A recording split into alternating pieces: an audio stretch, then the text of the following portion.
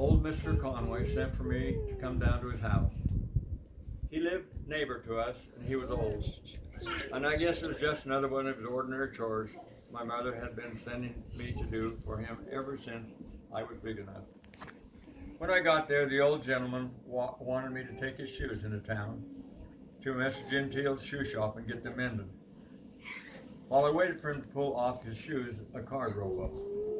The man and the boy got out and asked for a drink of water. While I showed them the spring and where the tin cup hung, I noticed the boy's sweater. The boy looked about 15, which was my age, and the sweater was my size, and it was the most beautiful sweater I'd ever seen. On the front was attached in blue the figure of a great elk with high head and long horns. While the boy was getting a drink, old Mr. Conway's two puppies started gnawing at his shoestrings. Then the boy turned and started playing with the puppies. As the boy got friendly-like with the puppies, I ventured to ask him where to get his sweater and how much did one like that cost. He said it cost $3 and told me the store in town and said they had a whole rack full of them. As the boy and his father went back to the car, I heard the boy asking his father to buy him one of the puppies. But it seemed as if the father wasn't paying the boy any mind. After they drove off, old Mr. Conway wrapped the old shoes in a newspaper. Then he dug in his pocket and found $1 and a quarter in change. Sorry, son, he said, that I haven't got any extra for you to spend. The truth is, it's the last cent between me and Judgment Day. I knew it was so. I had asked my mother more than once why old Mr. Conway lived alone when he had children who could take him home with them. Then she explained he didn't want to go home with them. She said the old man loved his little house and would tell her I didn't say anything about it to love. She would say that was because I was a boy yet and couldn't understand the minds and hearts and feelings of old people. She said he could love the cracks in the window panes and the saggy mossy roof, that he could love the sigh of the wind and the weeping willow tree and the laugh of the spring that giggled as it came from the red bank. But all that made no sense to me. My fingers had ached when I had chopped his wood, and on this occasion my heart ached for a red sweater with a proud elk and the great horns. And as I took the old man's shoes under my arm and started down the road, he called from the door. "Tell him to fix them while you wait," he called. "Tell him I'll have to sit by the fire in my sock feet until you get back." As I went down the road, I kept thinking of the red sweater. And when I got home, I slipped in the kitchen and felt in the money cup on top of the cabinet. I always remembered to feel in the cup first, because we kids could tell it hurt our mother to ask her for money when she didn't have it. But this time I felt bills in the cup and ran to my mother. I told her about the boy's red sweater and the proud elk and the great horn stitched in the blue. And after a while, I had wheedled $3 out of her. When I got to town, I went first to the big store the boy had told me about, and searched along the rack of sweaters until I came to a red one with the elk on it, and I bought it. Outside, I put it on. I didn't run now. I walked slowly and proudly like the elk on my sweater.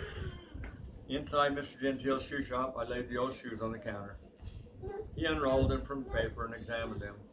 Then he looked at me and shook his head. "Can't be fixed anymore," he said. "Nothing less the soles do." He pushed them back. I took the old shoes under my arm and walked out. For a while I stood in the street with the old shoes under my arm. I could see the old man waiting his sock feet in the little house in the bend of the creek. I glanced down at the old shoes and bore the shape of the old man's feet. I wonder if these old shoes hadn't been closer to him than his best friends on earth. I began to walk around. In front of the store I stopped again. I felt the $1 and a quarter in my pocket. Then I pulled off my red sweater and went inside the store again. I've decided I don't want the sweater, I told the man who had sold it to me. I was just wondering, do you have a pair of shoes about the size of these old shoes that you would trade me for the sweater and this $1 and a quarter? I even explained to the man who I wanted the shoes for, and how his old shoes couldn't be fixed. "Why, I know that old gentleman," the man said. "He's been in here several times. He always feels of a pair of soft shoes. I still have them." He went back and pulled down the shoe box. I saw $4.50 on the box. "I've just got this sweater and it's $1 and a quarter," I said.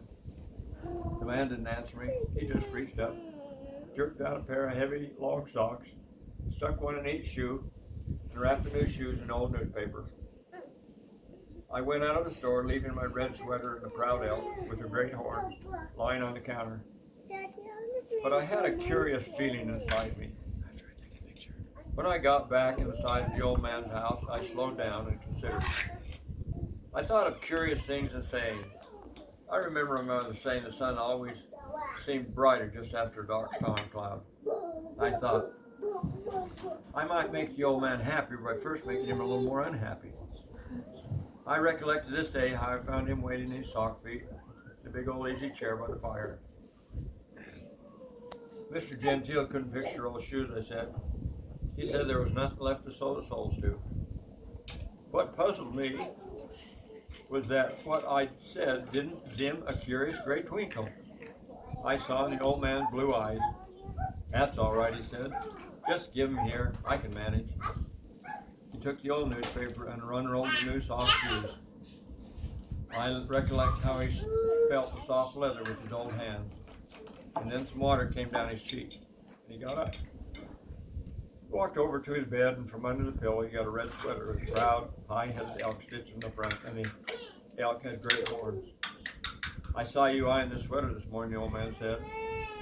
As the hunters came back, I hit the boy up for a trade. I traded him one of the puppies for his sweater.